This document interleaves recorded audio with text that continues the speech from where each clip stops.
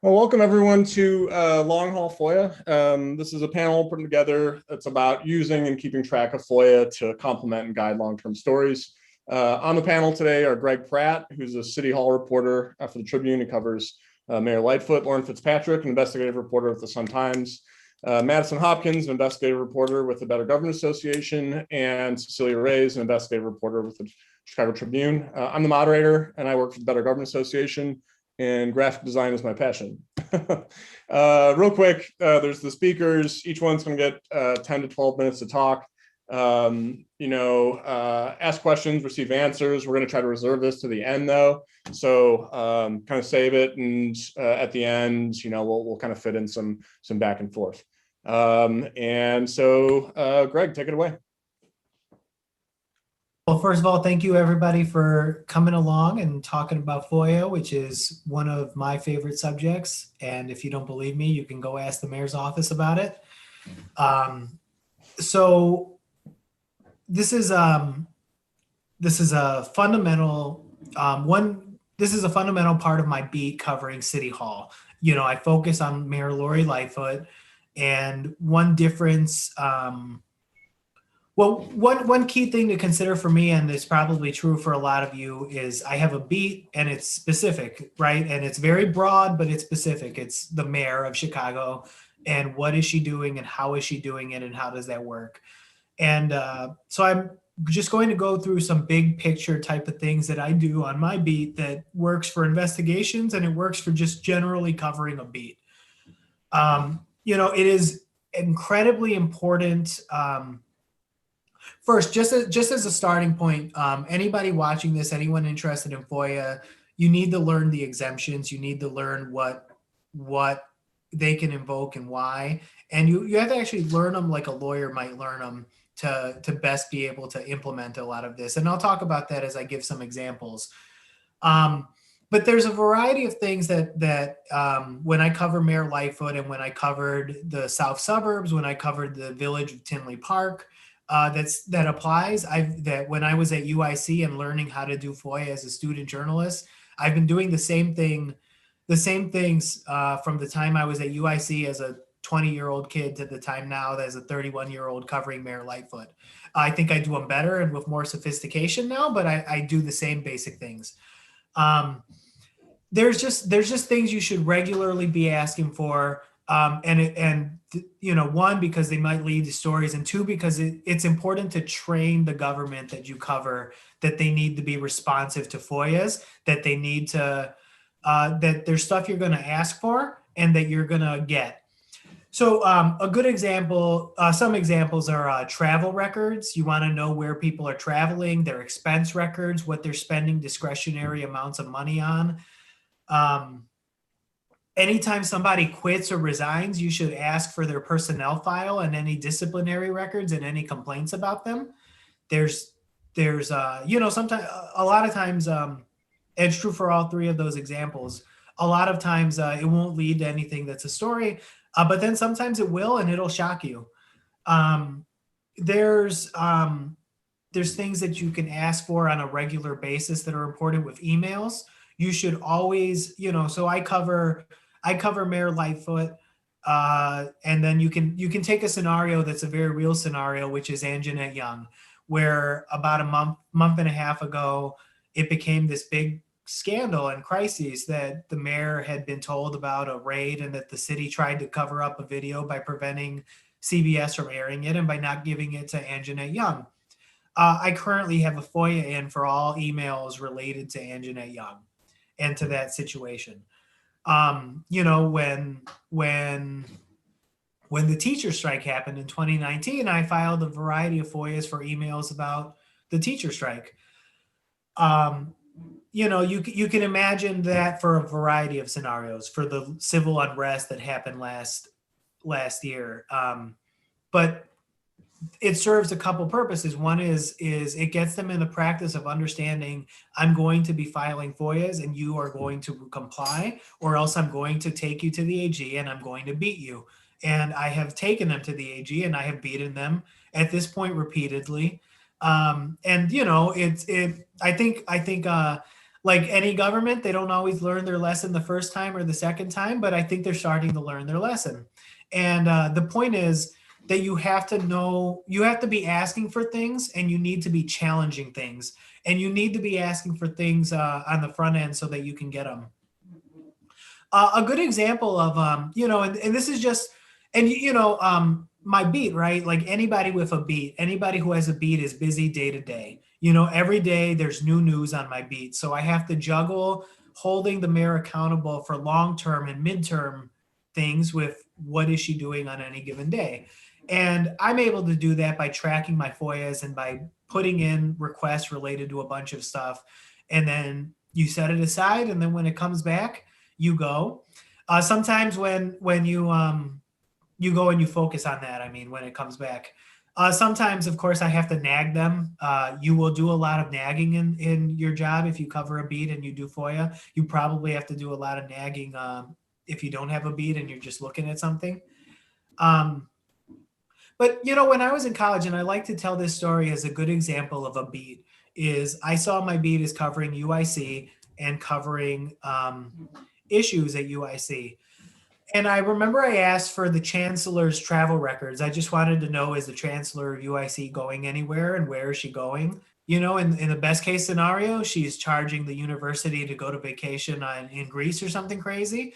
There wasn't anything quite like that, but the travel records came back and they showed that she was going back to Michigan, where she had been hired from, every weekend because it said Joe Nasson house not ready.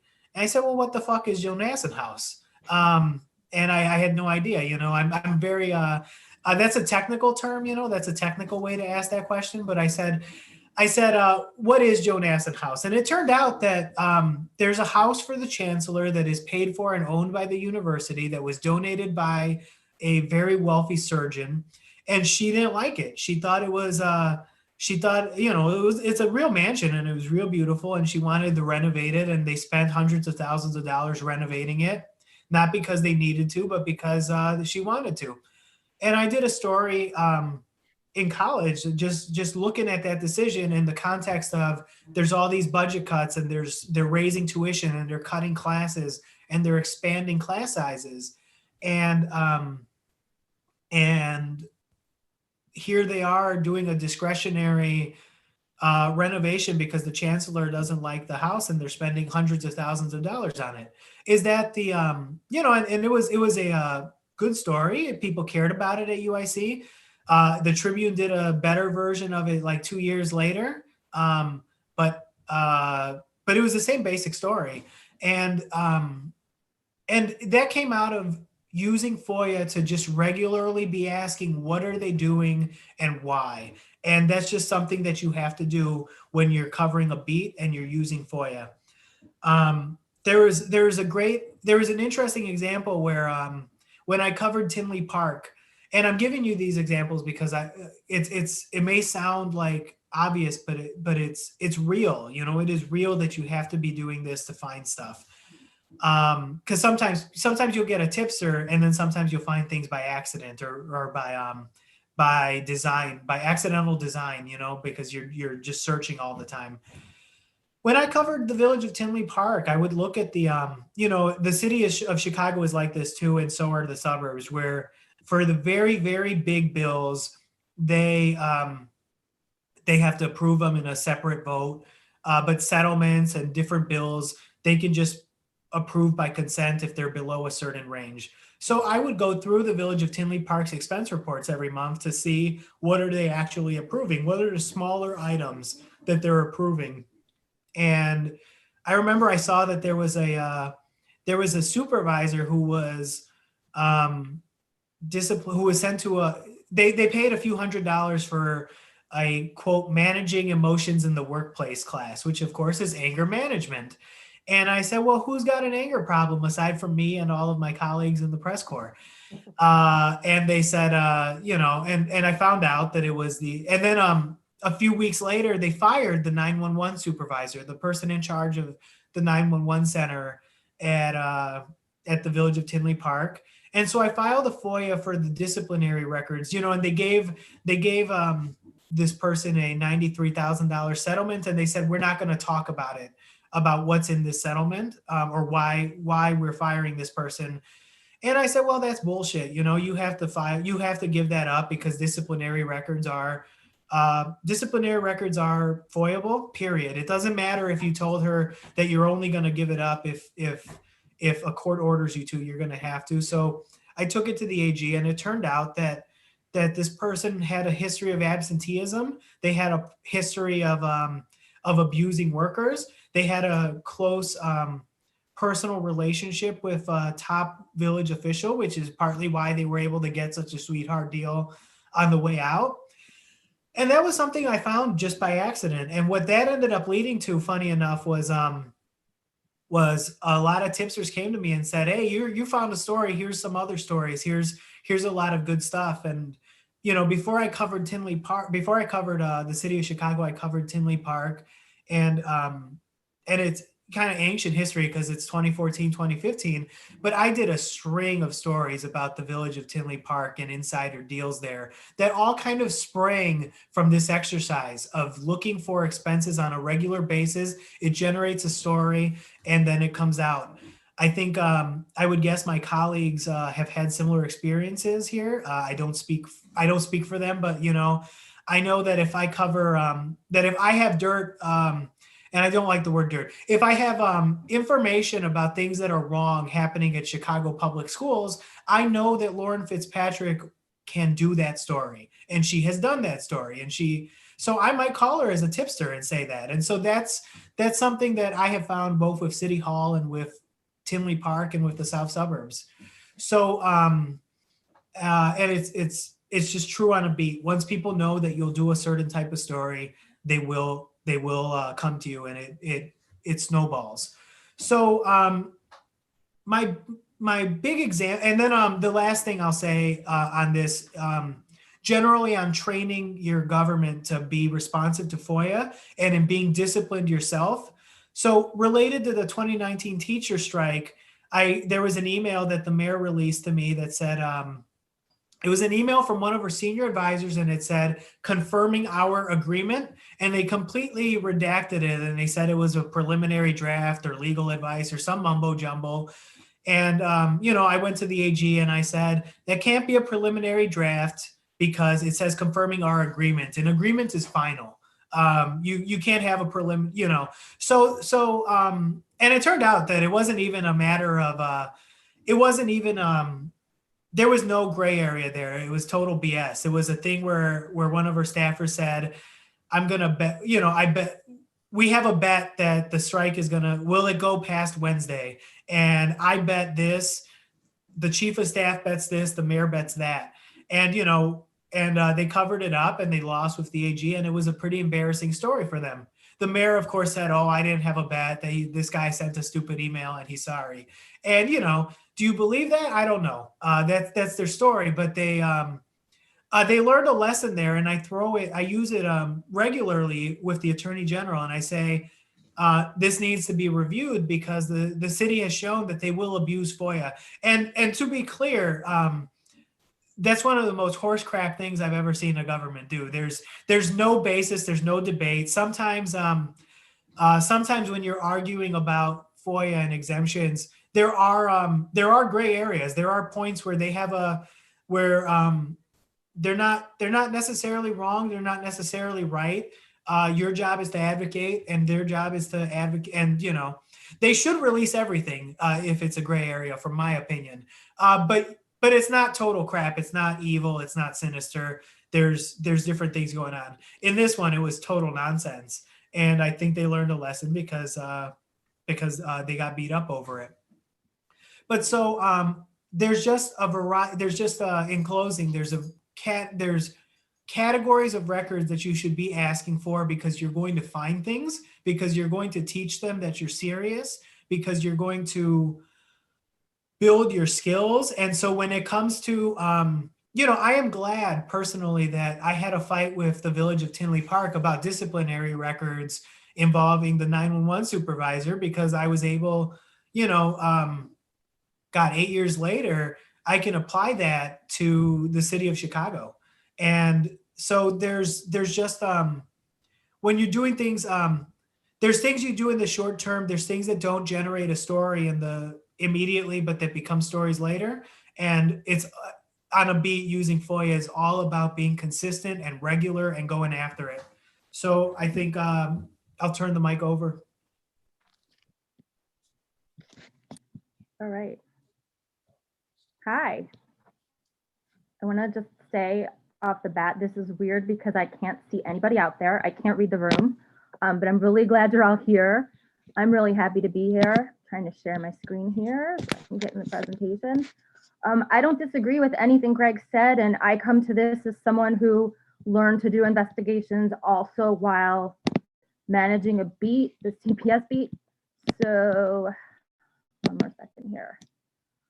I just want to talk a little bit more specifically about the logistics of how you do this. And I want to add one quick thing while this is loading up, that one of the other reasons I think you hoard the kinds of records, and I call it hoarding records, that Greg was talking about is because you want to get a good sense as a beat reporter of what's normal, so that the second something is abnormal, it's abundantly clear to you that this is not how things are usually done.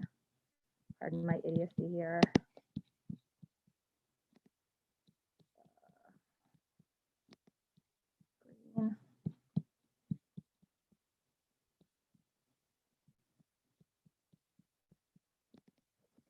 I'm sorry here, I clearly don't know what I'm doing.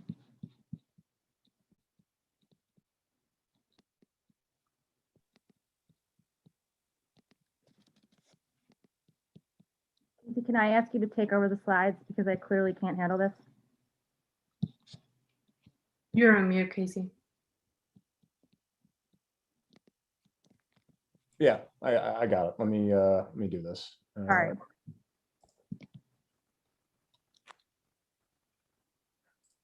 Hey.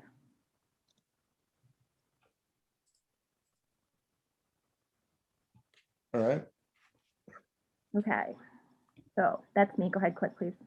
Mhm. Right. So I was a beat reporter for about 7 years as CPS for the Sun Times. You can see the other kinds of stuff I did too. I also came out of the South Burbs like Casey did and like Greg did. And I think the thing I want you to take away today is that you don't have to be a full-time investigator to do these kinds of stories. You just have to stay organized. And I think of that in 3 kind of categories of like organized in what you want, organized in what you have and where to put it so that you can find it again when you want it or need it, and then organized in what you have to do next. So when the next shiny little ball rolls across the floor and you have to chase it, or you get stuck in a court battle over records, you know, when you get back to your story, you're not wasting a lot of time worrying about where was I, you know exactly what it is that you need to do next. Can you go to the next one, please?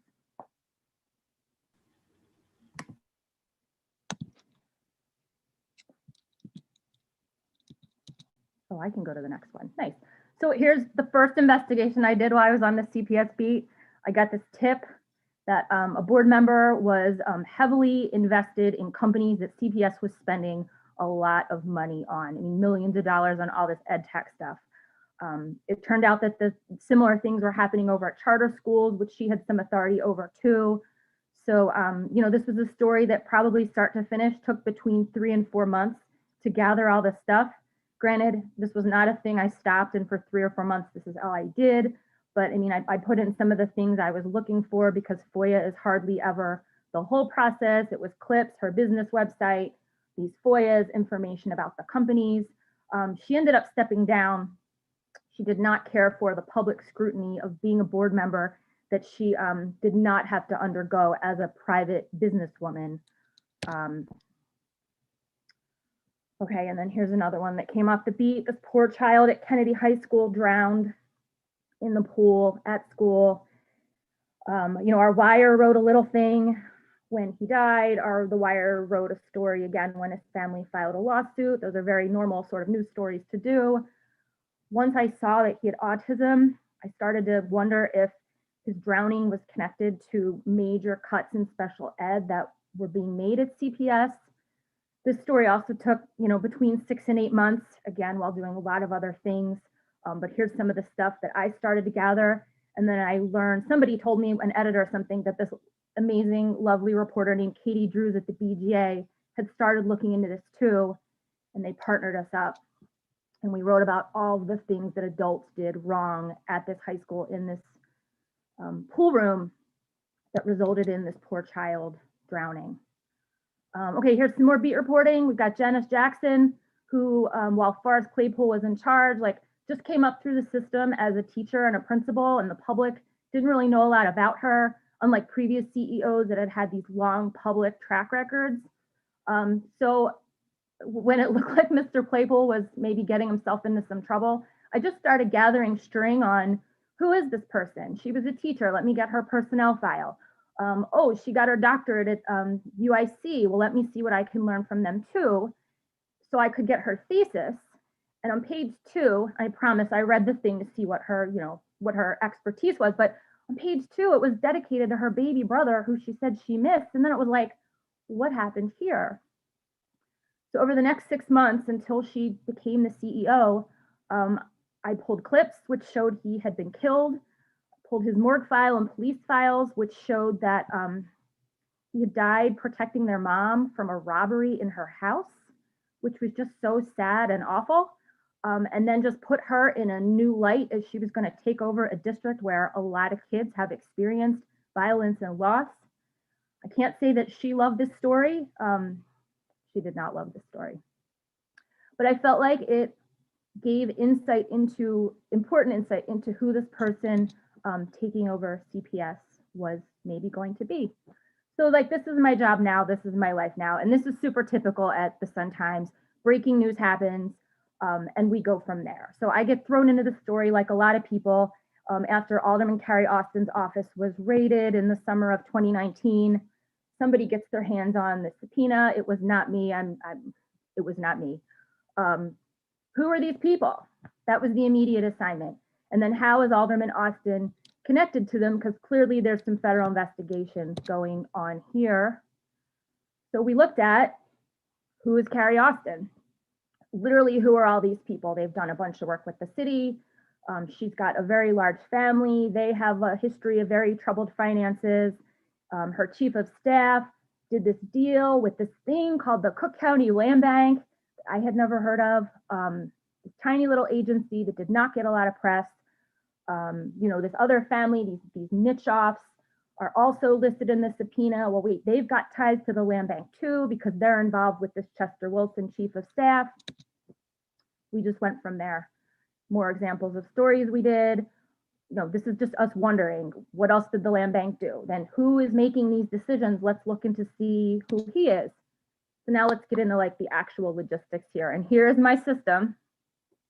When I get something started, or I realize this is going to be more than just a daily story, I make like what I call a master list of things I think I need. And I'm not talking FOIA yet. I'm talking, I need to know, how he died. I need to know what he's being paid. So I make that master list and where maybe it'll come from.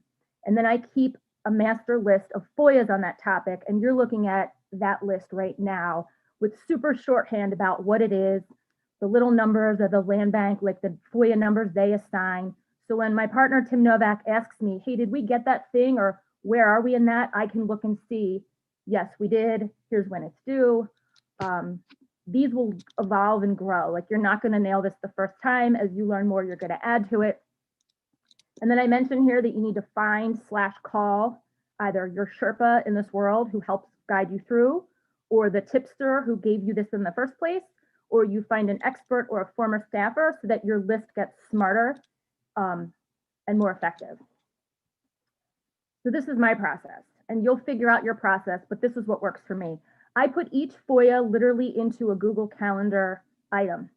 With the start date, the day I filed it, I flip the end date to when it's due or when a response is due. So every day, this is what I see. And some days it's way worse than others.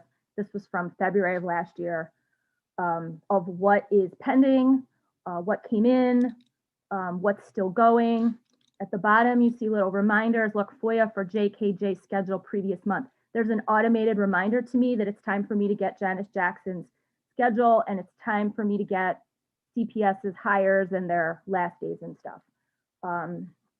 I like the Google Calendar because then I can see day to day what I need to be doing and not have to open up different files for this story or that story. Like literally every day I know this is what I need to do. And then it's really easy to share with a partner too. Here are 3 examples of what they look like.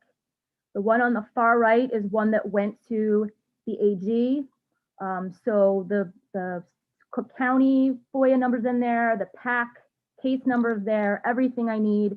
The request is down below, like everything is very clear to me. This works for me. Then when this stuff comes in, here's where I used to screw myself all the time. I would lose stuff. I mean, it existed on my computer, but I didn't know what it was called or where I thought to shove it on that particular day. So this is relatively new. I try to deal with the files immediately, if only to add this little tag to the very beginning of them. So this is the list from Carrie Austin's family. As you can see, everything started with just the tag Austin. And then as I got into more and more Austins, it became the first names. So everybody's file, whatever it is, just got that capital thing in front, which means I added it. It didn't come from the public agency. And then it's really easy to sort by person, and it's easy to do keyword searches too. This is all in a file for just the Austins, but within that file, I don't do well with lots of nests of files. I like to look and see the whole list sorted in this way. It's very clear to me. I realized like stupidly that the names given by the public body were what was useful to them. It didn't help me to see Fitzpatrick email.pdf. Like that was 80,000 things that had always come into me. So this lately, I would say for the last 2 years, this is what's been working for me. And then the logistics of not losing what comes in and knowing where things are. Immediately when stuff comes in, I try to give it a quick scan to see, is this relevant? Do I need to jump on it because there's like awesome news? Did they forget to give me all the attachments from the emails, which happens sometimes? Do I need to go back and say, hey, I think you forgot, very politely, can I have them? Do I need to file more FOIAs because I asked for a log and now I want 3 of the reports from the log that they gave me? And then after I've established this stuff is good, then I build this timeline. I want you to all look at column D, which is my source column. I don't know how many of the others do this, but there's no point in knowing this information unless you know where you got it from, so that if you screwed something up or you realize later you want to know more, you know exactly where to go back. So column D here has the names of my files from that I pulled this information from. Here's the Deb Quazzo, what that looked like. There's a bunch of stuff at the bottom because I had a bunch of pieces going with the story. Here's the Austin family, which honestly, like it all started as out about Carrie Austin. And then at the very bottom, you can see some land bank stuff got in there too. And then I had to break that all out because as we realized, no, the land bank is going to end up being a separate thing. So just in terms of staying on track and keeping yourself accountable, get a partner, break your big tasks into little tasks so that it's clear what you're doing next. Google appointments for yourself to check on stuff, to poke officials. I know some reporters have regular meetings with FOIA officers. I think Greg covered the regular stuff you need to hoard. BGA people, God bless them, taught me to write a story memo when you're in the middle of something and you're like, oh, what do I have and what do I still need? You just write it all out. And I'll sometimes bang out a really rough outline of a story or draft of a story to get a sense of like, oh no, I can't write the story, I don't have it yet. And then don't forget why you want to do the story when you're like, it's COVID and you can't get your hands on anything and everybody's pretending that COVID is the reason they won't give you the records and you're banging your head. You probably have deeper reasons for why the story is important to you. So then when you get stuck, the first one is asterisks, because I know not everybody is acting in good faith and talking to the FOIA officer or the PIO is not always an option. But if you can, I found with the county it works, found with CPS it almost never does, with the state it pretty much does. If they say your denial is burdensome, make sure they didn't blow their deadlines, break your request down by smaller. I know I'm going too long here. I'm trying to see what else I want to talk about. Oh, I like this this relatively new strategy that's going up the chain. So if somebody's giving you the blow off from the FOIA officer, I will now loop in the department head from the department that is keeping the records to make that person aware that their agency is not giving me things that they're supposed to. because they're the ones who potentially will be embarrassed, not the FOIA officer when the story comes out. I sometimes read agency logs to see others before me did this right. And then sometimes you will just write what you have to shake the rest loose. As Greg said, maybe more tips come in, or maybe sometimes you got to write the story of they refuse to give this up to pressure them into giving stuff up. Thank you so much.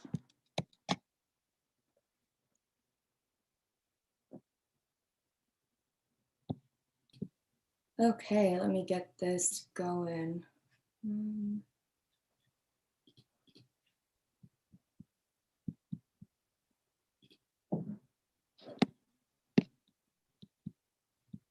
Okay, can you all, am I sharing? Am I in charge here? Yep, looks like it. Okay, great. Well, thank you all for being here again. It was really interesting from both Lauren and Greg. We got to hear a lot about like some specific cases. My presentation is gonna be a little bit different because Cecilia and I are on here today because we are working on an ongoing project that's involved a lot of long haul FOIA-ing. So we can't go into too much details about the specific project, but we wanted to talk a little bit more general about organization and the process and collaboration with all of it. So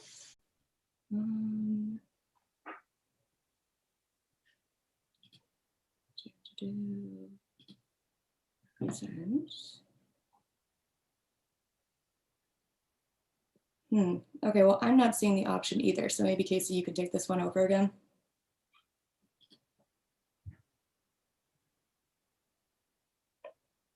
You're on mute, Casey. It says the host disabled participant screen sharing. Oh.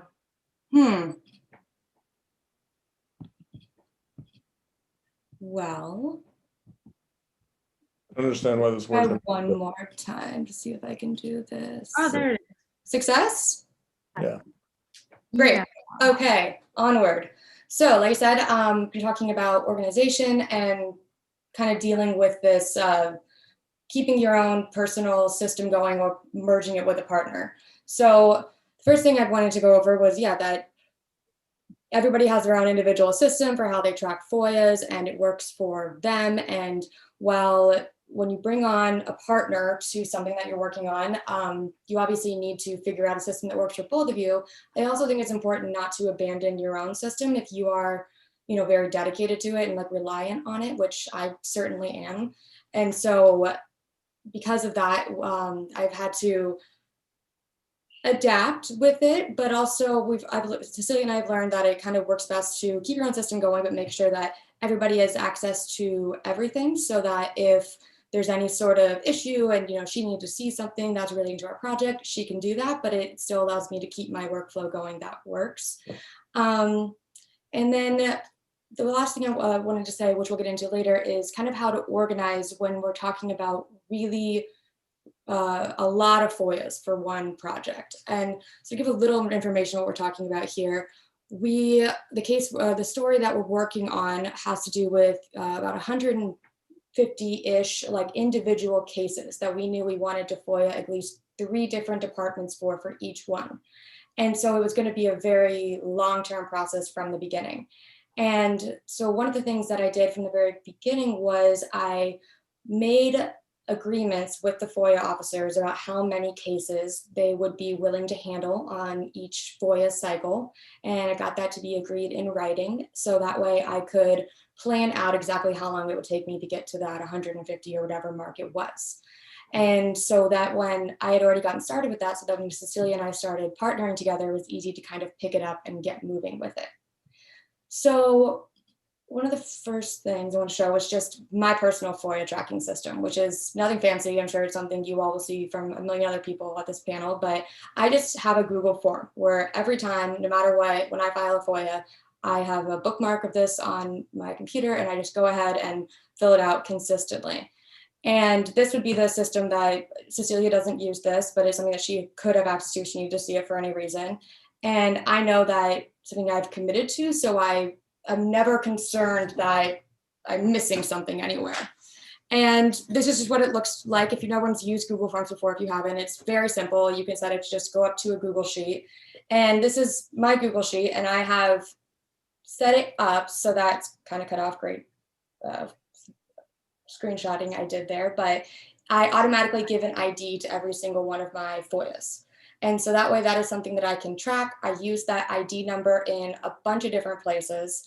And so whenever anything is related to that, like for example, if there's 10 different cases that the same FOIA was responsive to, and the agency sends something back with 300 pages, they're all just stacked together, and that can be really annoying for me.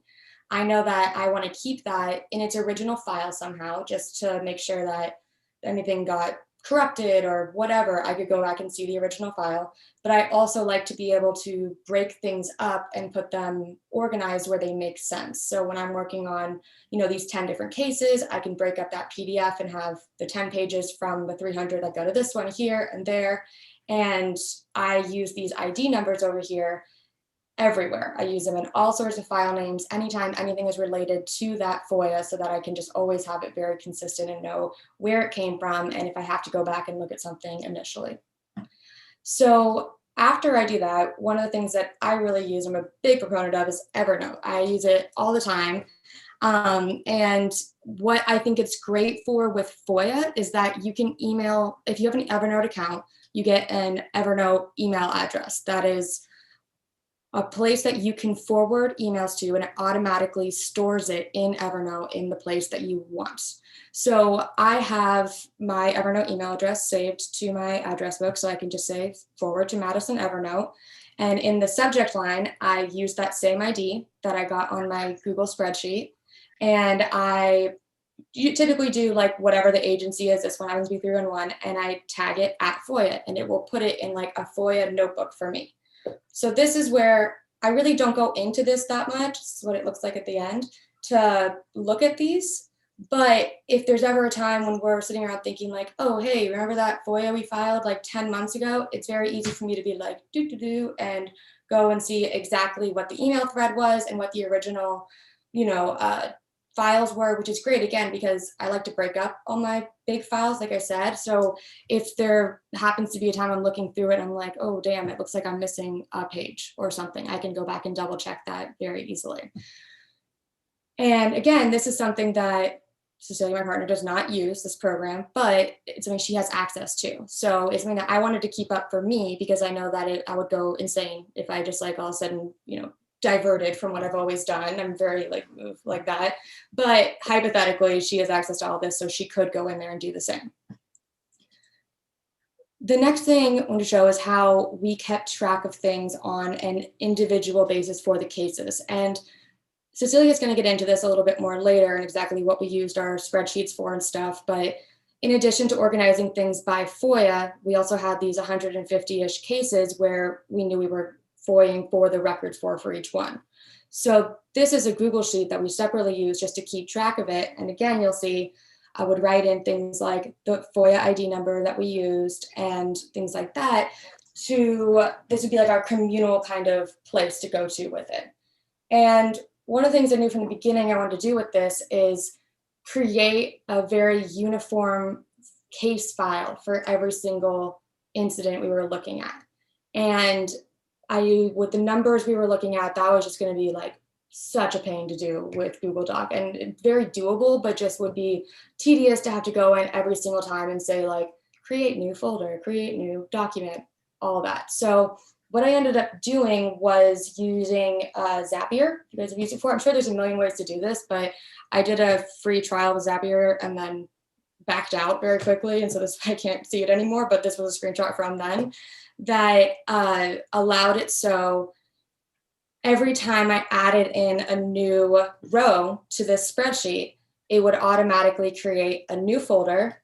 And then it would stock that folder with a nested folder for files and a notes document and a spreadsheet where we could create notes, again, that kind of like what Lauren was saying, would have the source on it and keep timed relevant information about each case in it. And renamed all of those files to look like this. So I did a sample case, but it would say whatever the name of that case was, ending on basic info, ending on timeline. And so that sort of thing was just like helpful for me. It took me like a day to figure this out up front, but that way, as we were moving on, if we ever wanted to add anything new in, it wasn't this like huge pain to have to go back and like make sure that everything was very uniform.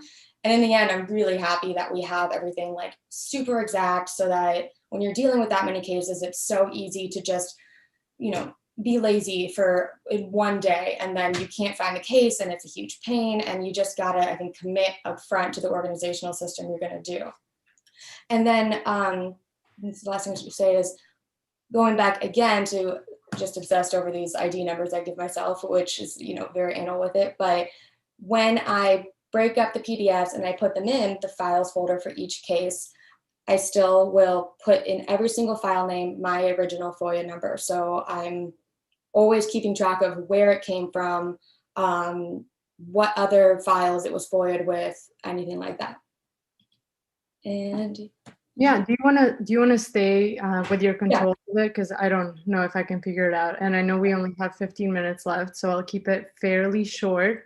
From listening to everybody speak, I recognize some of the patterns that I do have in my low maintenance way of doing it, which is having a spreadsheet, color coding it to make sure that I know if I have to do something with that FOIA in particular or not, and then keeping track of what the next steps are. I think with a long haul panel like this one, it's just hard to know when things are going to become long haul. Like sometimes you're like, oh, this is going to be easy. Like they're going to turn this over and like it should be straightforward, and it's not. And then it's like, whatever, 6 months later, you get sidetracked.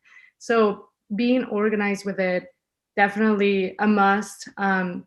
Something that Lauren mentioned and that Madison also does with her IDs, I do with subject lines and the email itself. So I'll put something in brackets when I send the email so that it's kind of like getting that gobbledygook name from the agency back that you don't know what it means for you, but you putting in some sort of keyword in that email allows you to search for it later using your own whatever email service.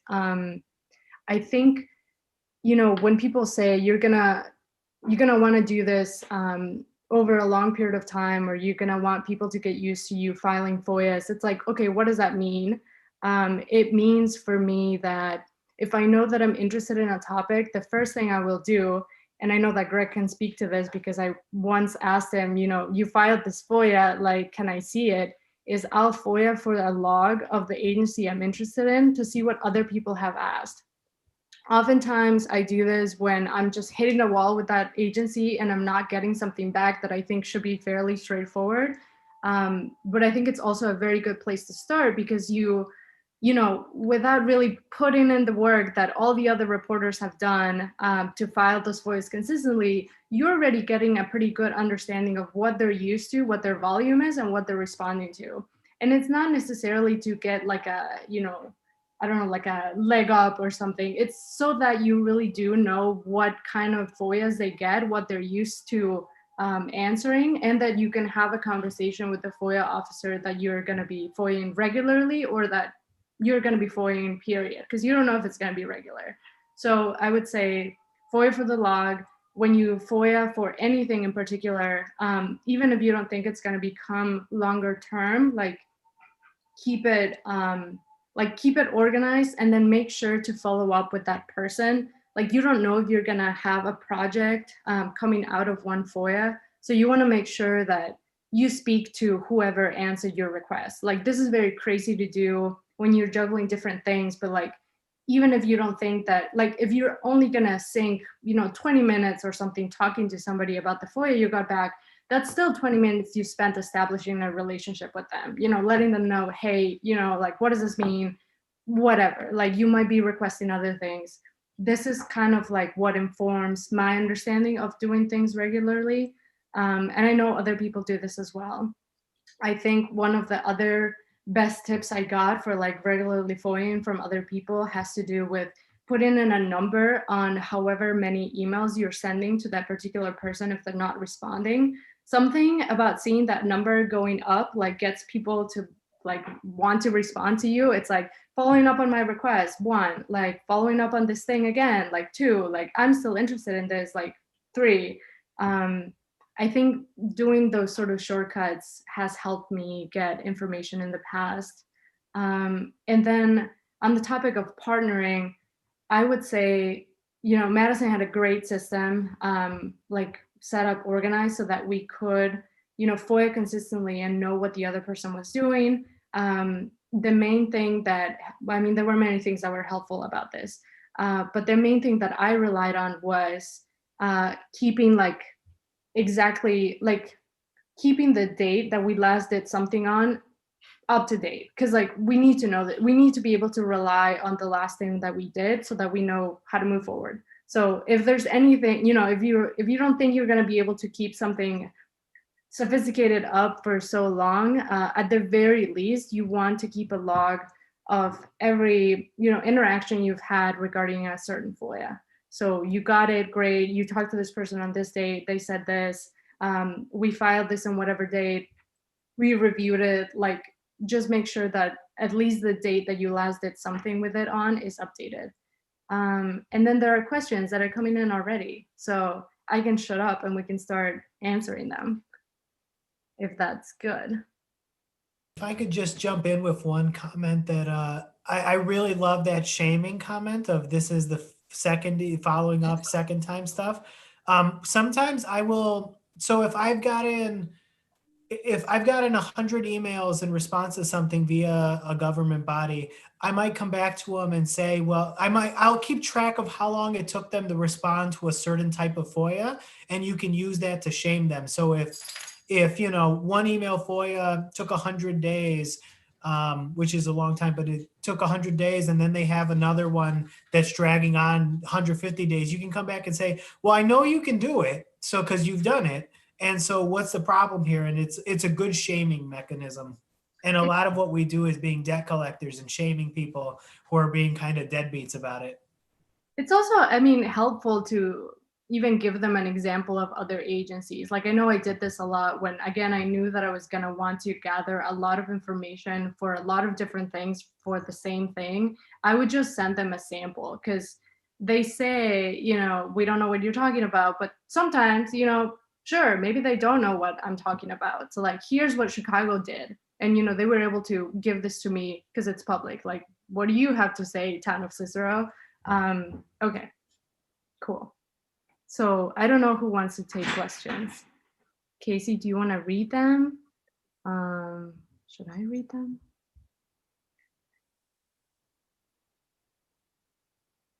Ooh, I'll read the question. The first one that I'm looking at right now. Do you have any suggestions to sequencing your FOIAs as you're moving through a long range project? How to build FOIAs on top of each other? I would think, I'm not sure if this is quite what the Mira means by sequencing, but I guess when we were doing this, when I was saying that, doing this larger project and the FOIA officers agreed to allow us to do 10 at a time, the one thing that we would not do was we would not hold up filing a new FOIA if they were late on the old one. We were under an agreement that every 2 weeks we could file a FOIA for an additional 10 cases. And so when whatever agency, if we're still kind of in dispute, hey, you're late with it, what's going on?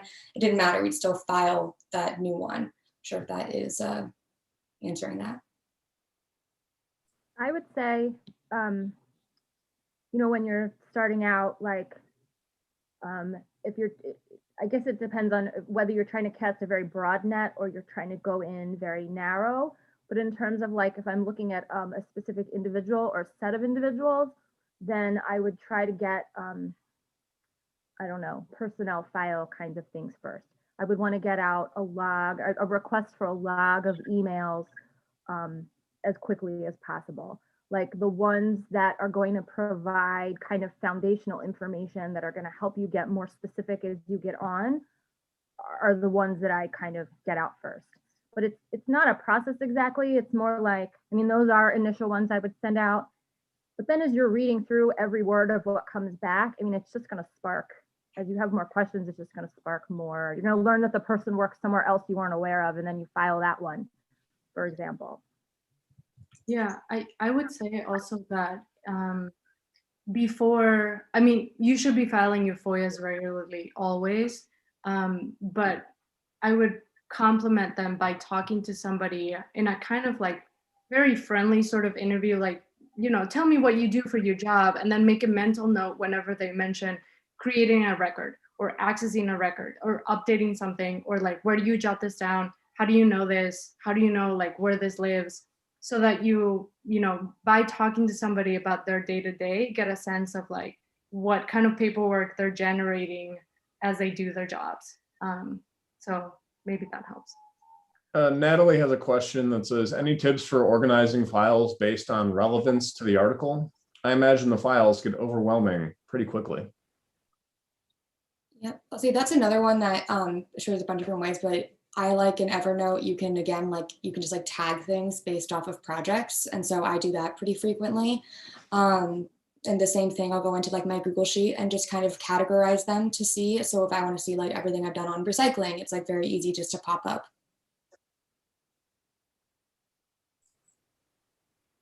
There's two questions about some software that I'm unfamiliar with. One is called Courtroom 5. It tracks new claims and court cases, I guess. And they asked if we've heard of that. And then the other question is about a program called FOIA. I've never heard of either, but. I have not either. That sounds exciting. This is weird. Why I can't have the audience, I would like to learn about FOIA. I know everybody's higher tech than. Yeah. I will say one thing about I don't know anything about IFOIA either or Courtroom 5, but for IFOIA, one thing that's important to know as a reporter is we all have our own quirks and styles and ways that we understand things. And so I think that's why you see a lot of journalists have their own system.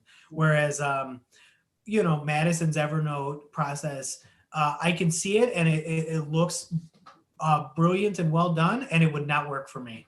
And the same is probably true for other people. But I think people an automated catch-all system doesn't really work because journalists are idiosyncratic people, is one way to put it. And disorganized. There's another question from Amy. She says, one Chicago agency I'm interested in used to post their FOIA logs online. Is this required? They stopped posting about 3 years ago. So is this no longer required?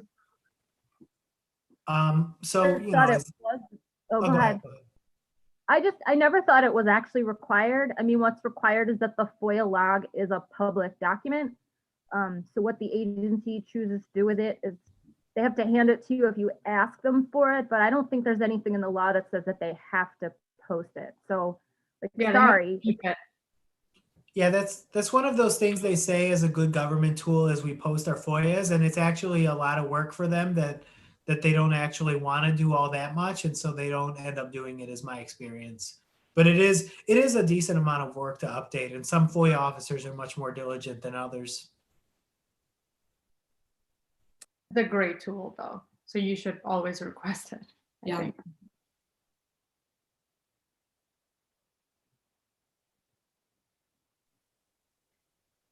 One thing on the keeping track that I'm curious from our other panelists, keeping track of things that you think are going to be relevant or not. Lauren, you mentioned that as soon as you get a FOIA, you'll try to look at it to kind of gauge what's in it.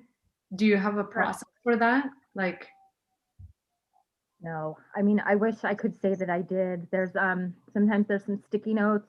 Sometimes when I'm working with a partner, I'll email that partner. Now from the email that has handed me the FOIA in the first place, I'll forward it to my partner with like highlights or a couple things that jumped out or immediate questions I have about this kind of thing, or even a note that says like, there's nothing to this. Either it's useless or it's all redacted and we have to fight for it. Like some sense of what this contains.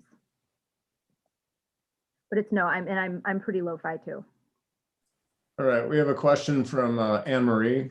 This may be more for Gregory and Lauren, but if you were a reporter on a small staff who has a business beat, but also has to pick up stories outside of your beat because of staff size, how do you prioritize sending regular FOIAs? What would be your first steps in starting to send regular FOIAs?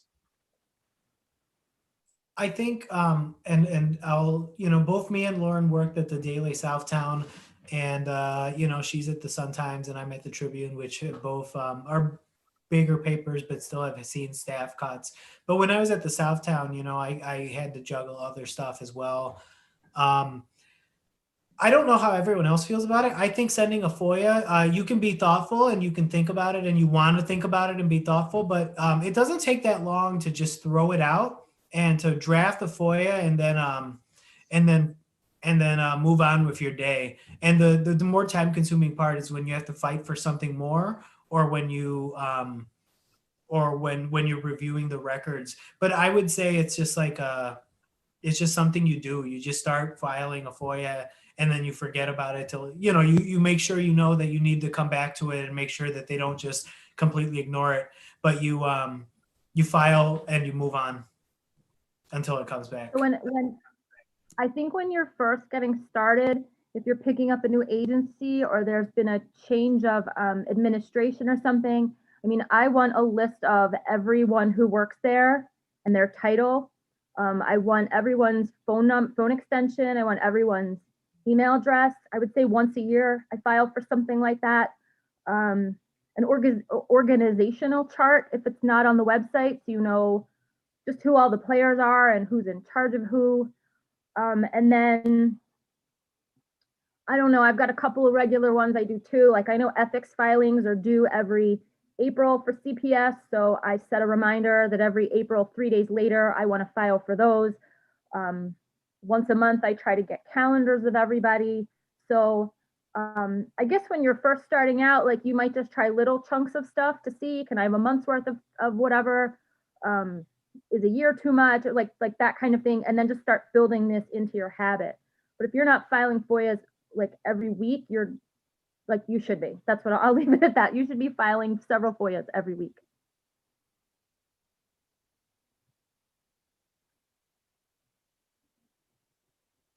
I think keeping track of your own FOIAs, even if you send them, once in a blue moon, will be a reminder for yourself too. When was the last time I did this? And maybe making a habit of opening that spreadsheet so you know. We have a question from Dominic. Do you recommend creating a basic template for your FOIA so you can fire them off as you go? I definitely do that. And that's actually something Cecilia and I did too when we were doing for this. So we knew we were trying to file the same type of FOIA for every single case. We made templates to make sure that we were using the same language every time, which was helpful. I think I got my boilerplate like 5 years ago. Yeah. And yeah, I send it off all the time. Yeah, and it's useful to have consistency both for yourself, for the agency, and to understand, with disciplinary records, the final disciplinary action is always public. So you always want to, so I'm always clear to ask for that. And so you do want to have, once you get started, it's easier than once you're starting, but you want to have basic language. I'm G Pratt, Pratt at chicagotribune.com. And I would be glad to send some templates for some of the stuff I do. Yeah, so it's 1:14. We have a minute left. So I just want to thank, on behalf of everyone here, for coming and listening to us and listening to our great panelists. I hope you have a good FOIA Fest. Thank you, everyone. Thank you.